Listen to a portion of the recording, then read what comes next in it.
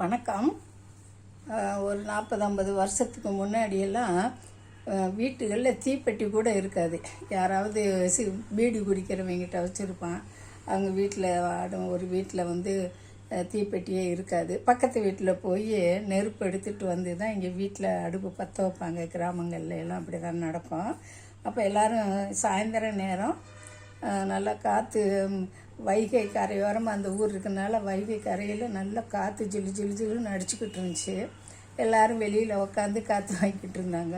ஒரு பொம்பளை பிள்ளை என்ன செஞ்சிச்சு, ஒரு பழைய துணியை எடுத்துகிட்டு போய் ரெண்டு வீடு தாண்டி போய் கொஞ்சம் நெருப்பை அதில் அந்த துணியில் அள்ளிக்கிட்டு அப்படியே இப்படி லாத்தி வந்துக்கிட்டு இருந்துச்சு. எல்லோரும் வெளியில் தான் நாங்கள் இருக்கிறோம். லாத்தி வரும்போதே அந்த துணியில் இந்த பிள்ளை ஆட்டெல்லாம் அந்த இது ஃபயர் பிடிச்சிக்கிருச்சு. அந்த துணி பிடிச்சிக்கிருச்சு, எரியுது. தூக்கி வீசின உடனே பக்கத்தில் இருக்கிற கூரையில் பிடிச்சி கூரை எரியுது. எல்லாம் பார்த்துக்கிட்டு இருக்காங்க. தண்ணி வசதி இல்லை. எல்லாம் ஆற்றுல போய் தண்ணியை மோந்துட்டு வந்து சாப்பிட்ற காலம் அந்த காலம். தெருவுகளில் குழாயோ கிணறு எதுவுமே இல்லாத காலம். என்ன செய்ய முடியும்?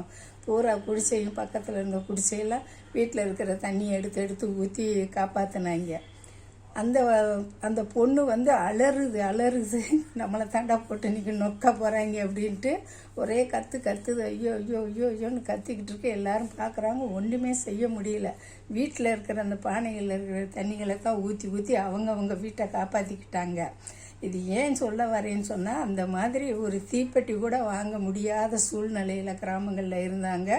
அப்படி காலத்தில் அடுத்த வீட்டில் போய் ஒரு கங்கு எடுத்து பழைய துணியில் சுற்றி வரும்போது தான் இந்த அசம்பாவிதம் நடக்குது. எப்படியெல்லாம் ஒரு கெட்ட இது நமக்கு நடக்குதுன்றதுக்காக தான் நான் சொல்கிறேன்.